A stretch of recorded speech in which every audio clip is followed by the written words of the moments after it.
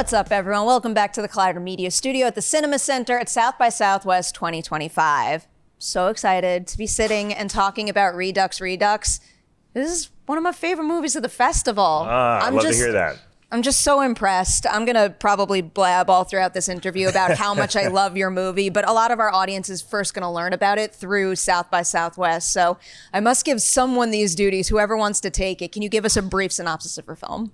Yeah, Redux Redux is about a woman who gets her hands on a multiverse machine. And she goes from universe to universe to universe, trying to find one in which her daughter is still alive, because you'll find out that she was kidnapped and murdered. And as she goes from one universe to the next, she realizes that all of them are remarkably similar. And actually, she's gone in all of them. And she figures, well, if I can't find my daughter, at least I can kill the bastard who did this to her. And so she kills this guy over and over and over to the point that it's becoming an addiction, and she knows she's got to quit. I keep saying time travel. I should probably say like multiverse travel instead. That's much more applicable. So I love asking this question in general, but in particular when someone comes up with a really cool high concept that I get kind of obsessed with. What was idea number one, the thing that started this all? But then also, did you guys have a break story moment, something you kind of found along the way that made this idea feel whole to you? Oh, that's such a great question. I mean, for Kevin and I, whenever we're coming up with ideas, the hope is to do something that is high concept, that is really character driven, and the science fiction and all that kind of stuff is this kind of backdrop, but just a vehicle to tell a really human story, right? And so for us, our North Star is the Terminator. You know, I'm always like, I just want to try to make the Terminator, so, you know what I mean? Or a movie, a tenth is good. And so I think Kevin and I were talking about that. We're talking about the multiverse. And when we first came up with this idea, it was before the multiverse had been a thing, and we're like, we're gonna have to take a lot of time to explain to the audience what the multiverse is. And now we realize like there's no need. Every single Marvel movie is just about the multiverse now. And so, but yeah, I mean, it was really just us kind of throwing the ball around, and it came up to us. I mean, Stephen King has this great quote where he says, writers will tell you where the ideas come from, but the truth is they have no idea. And, that's the truth. I don't really know where this one came from. It's just us talking. Yeah. Stephen King speaks to me, so I'll take that and fully embrace it. So whether it's time travel movies or multiverse movies, and you already brought up Terminator, is there any particular thing you've seen in the past that, inspired you wanted to hold tight to? But then also, is there something that, you don't have to throw anything under the bus, but is there something that you've seen in past movies that tackle that subject matter that made you say, like, I don't know, we could do this better, I guess? You know what's funny? It's not even a time travel movie that we've been talking about a lot, but one of our favorites is Blue Ruin. And what I love so much about that movie is how much they rely on the audience to figure it out. And you're watching a process and you know exactly what the protagonist is thinking at any given moment. So we're always kind of looking to have fun with a story like that. And Redux Redux, I think, was our kind of first opportunity to really do that, where we got to see what is Irene doing each step of the way, and hopefully the audience is figuring it out as she kind of does those tasks and eventually realizes what's going on all on their own. I will also take a Blue Ruin reference always. Right now, I kind of need the opposite. Maybe I'll rephrase that a little. Is there a time travel or multiverse storytelling pet peeve that you guys have that you kind of wanted to maybe course correct here? I mean, I think honestly, my taste kind of runs a gamut. So I like a lot of these kind of fun, like Rick and Morty kind of things where you're like, the multiverse has like You're name dropping all the right stuff during this interview. But they offer you this kind of zany, really fun, wild. It's kind of like when time travel first started out. It was an opportunity to do kind of fantasy stories, right? So it'd be like, we're going to go see the dinosaurs. We're going to go see King Arthur's court. And then the Terminator and Back to the Future comes out. And actually, it's a really personal story, and the time travels in the background. And so that was kind of our thought. The multiverse is this opportunity for these kind of crazy, wild worlds. But what if you actually didn't like go that path? What if you just told a very grounded story and every world feels really similar to our own? What does that look like? I need maybe not necessarily a Redux Redux sequel in the straightforward sense. All I keep thinking about is how I want you guys to turn it into like a cinematic universe where we could see how other people use this technology in maybe different ways than your character does. It's 1000% what we keep talking about. Like I love The Matrix, of course, but my favorite, sequel to The Matrix is The Animatrix, where it's like, let's see other people in this world, because it's such a huge world where the way other people are going to explore it is going to be completely different. So, we kind of can't help but keep coming up with ideas where we're like, oh man, that'd be so cool to also see, like, if you can have a multiverse machine that can take you through the multiverse where things don't change a whole lot, what are the different ways that characters would interact with that? So smart. So well done. All right. To start looping Michaela in now, when you two are writing this, are you writing it for her? Well, I mean, we first came up with this idea 10 years ago. Yeah. Right. And so, you know, we had different ideas for who the character was, but, you know, it's kind of grown over time. And so first we go through like the development kind of thing with studios and whatever. And then eventually it occurred to us, we're like, you know, I think she was written to be a grandmother at first. Yeah. And, wow. And so we're kind of chasing after like mega stars, and they're like, financiers would be like, yeah, we'll give you the money if you can get Reese Witherspoon. And you're like, well, okay. You know, so it's one of those kinds of things. Right. And so then eventually we're like, let's do this ourselves. And thought actually Michaela would be amazing in this, and we'll just adjust the script, and it's been just an absolute joy. We just waited until Michaela was grandmother age. I was gonna say when it first came up. Sequel. Years later, many years down the line. We're really Kev's trying to the bake in the grandma legacy version. sequel already. No, but I remember them talking about this concept, this idea, but this was, like 10 years ago. I wasn't really at an age where it would make sense even to, have a 14-year-old daughter. So lucky me. I mean, sorry guys that it took a minute to get off the ground, but it gave me the opportunity to fill those shoes. You're so good in this. Thank you so much. I wrote you. it in my little reaction. Truly, like the second you appear on screen, there's just like a powerhouse performance quality to your work that just like sucked me in big time. So Thank you so much. clearly you all know how talented each other are, but I am curious for the two of you, is there anything you saw Michaela do in this movie that made even you go like, my God, I knew you were good, but I never realized you'd be capable of that? And same thing for the two of them as directors. Yeah, I mean, I think it's not even so much the surprise in the movie. It's that we've seen Michaela act forever, right? So we've seen her in plays when she was at Fordham. I remember thinking like, oh man, she has such a well that she can pull from, and she has so much range. And it was so exciting to write a role that I had a lot of range. There's a lot of different things you have to hit in this role, which makes it, I think, really challenging. But just, I kind of think we knew it from the get-go that Michaela would crush it. And it was so exciting to see you get to show off that whole range. I think the thing that surprised me the most was, Michaela hates guns. Whenever I give Nerf guns to her boys, she's like, oh, what are you doing? And then seeing Michaela with a shotgun in her hand and like shooting it with these like, full load cartridge blanks, it was so sick. And I think for the first time in my life, I was like, damn, Michaela's pretty cool. Wow, the first time.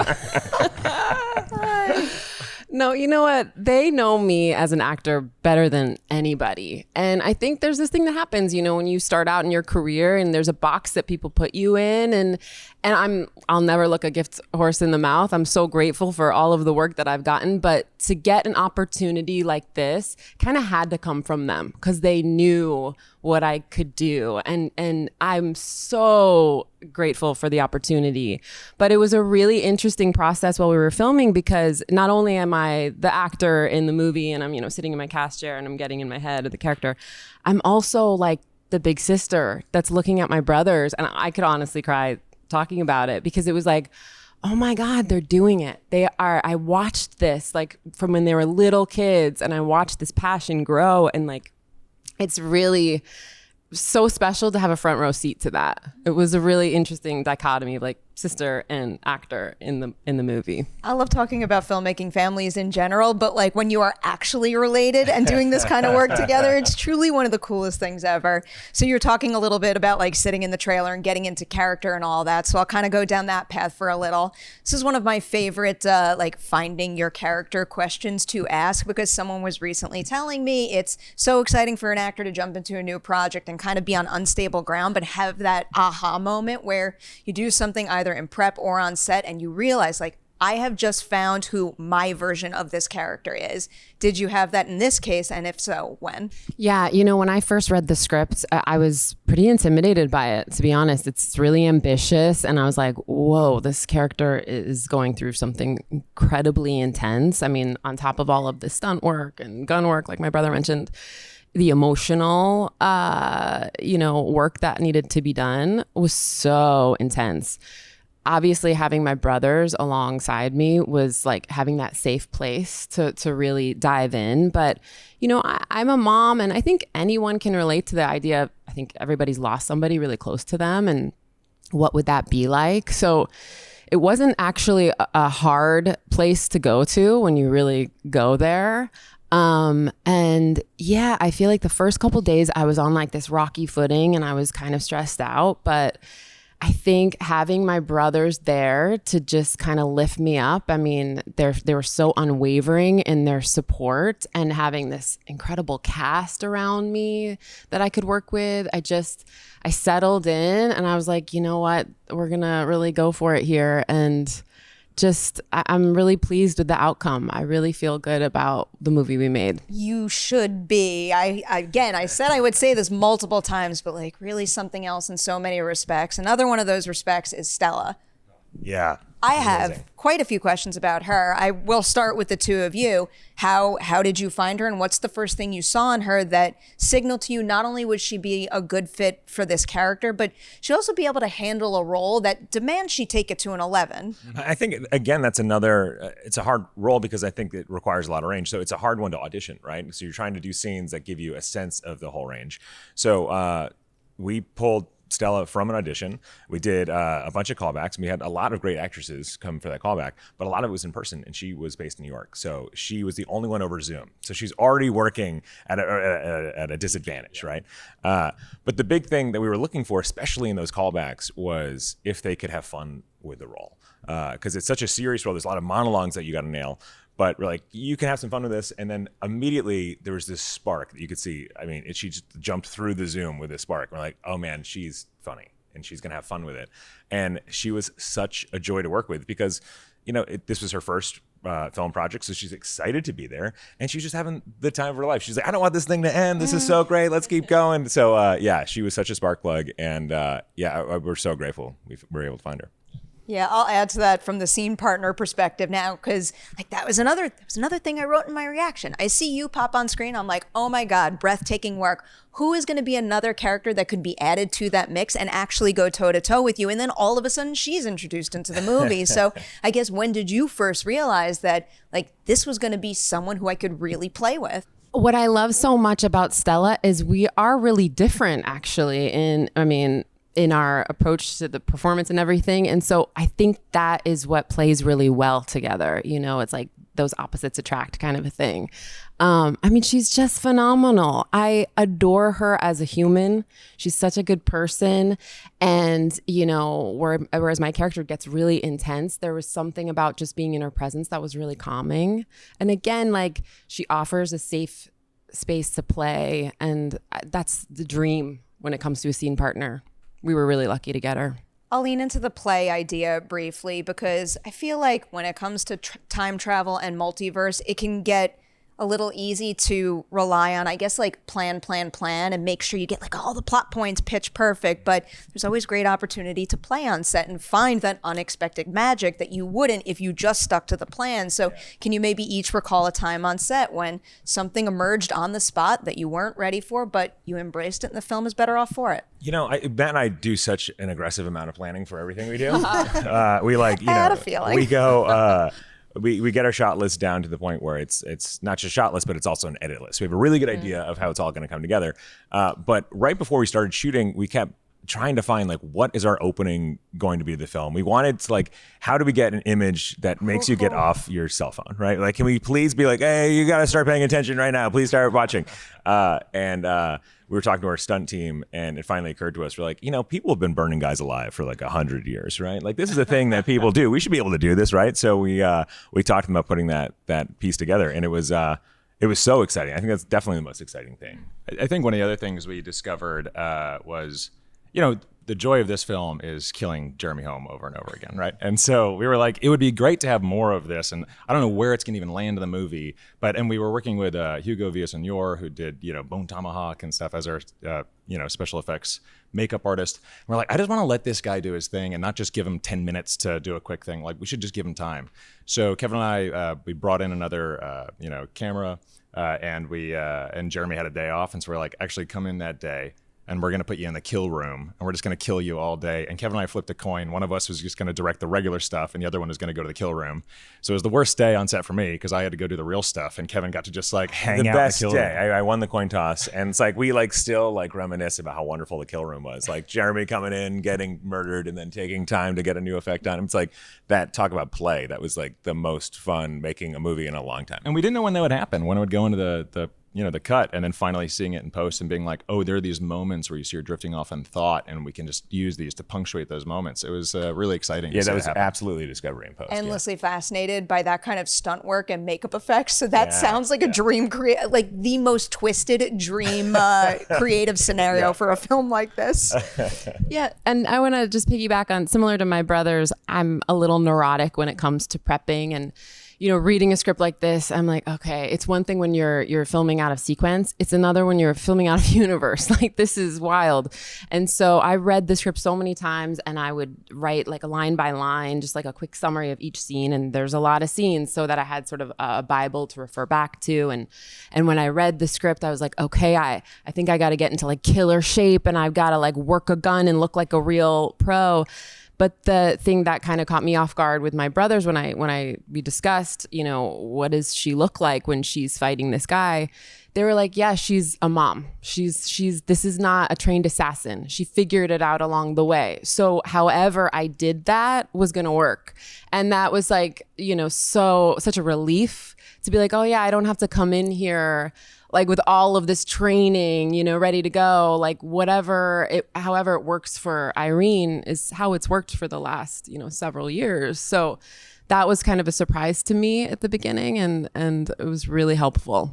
That's making me think of this, and I'll preface this question by saying you give me the exact amount of information I need to fully understand and be immersed in the story that you're telling. But given how like prep intensive you are and the fact that you pay attention to the details, do you have a multiverse travel Bible? Do you know like every single rule within this world? And also, Michaela, for you, did you have any big burning questions for them? Like certain things that maybe aren't said in the film, but you needed to understand just to understand her history with this technology?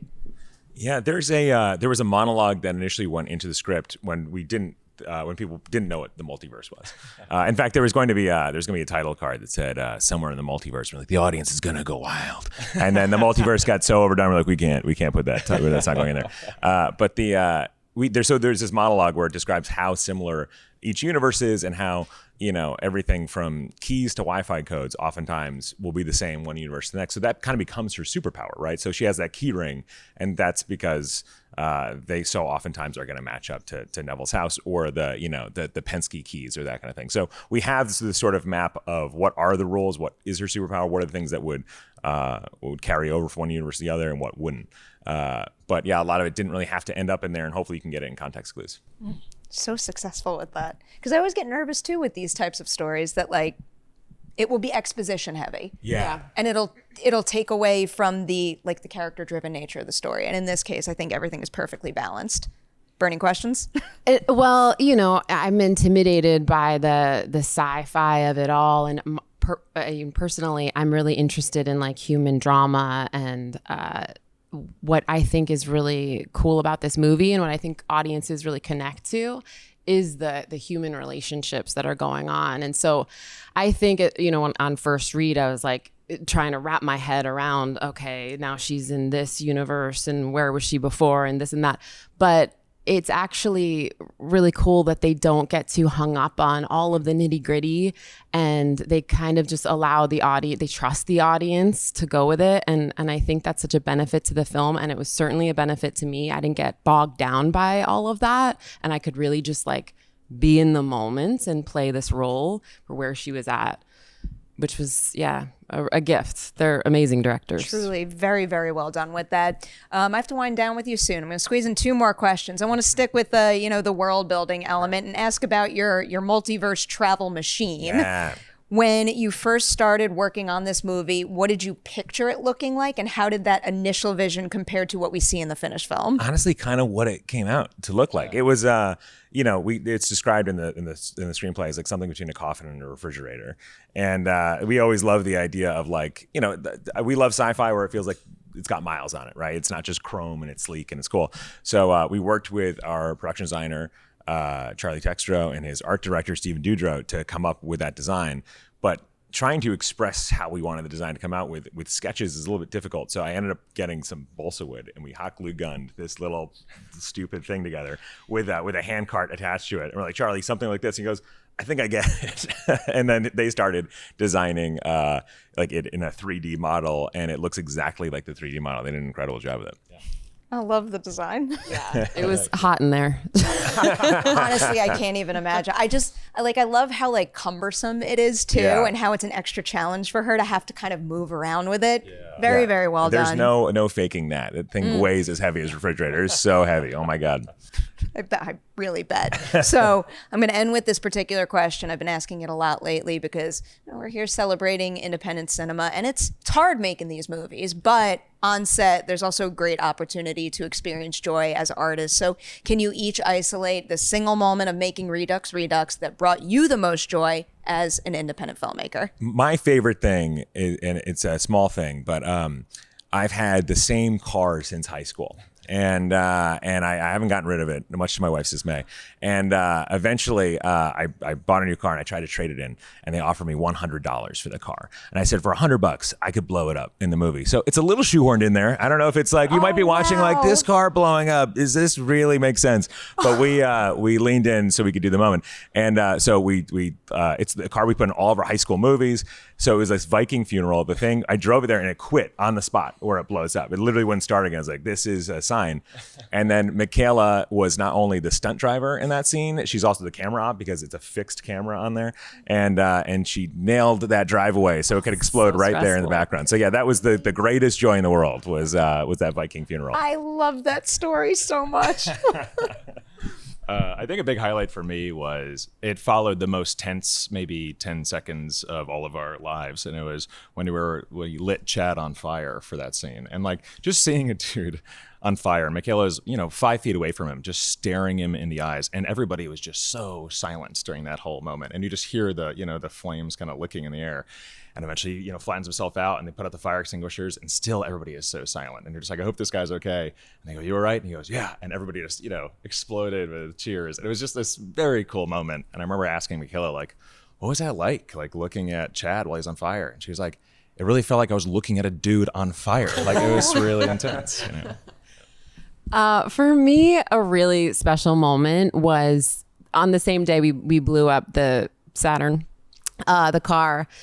It was so cool because, I've been making movies with my brother since we were kids, and Kevin's girls came to set. My son was there to see the big explosion. We were also shooting that day in the smugglers, the machine. It was an amazing set that they built, and showing my kid, this is it. And he's like, I can just see the seeds being planted. It was just like a real full circle moment for me. I love that. A beautiful story as well. I'm like, you're setting people on fire and blowing cars up. Beautiful stories. Seriously, this movie is something else. I'll just keep saying it. One of my absolute favorites at South by. I'm sending all the good vibes your way that this movie gets the audience it deserves. Congratulations. Thank you so much. Thank you so much.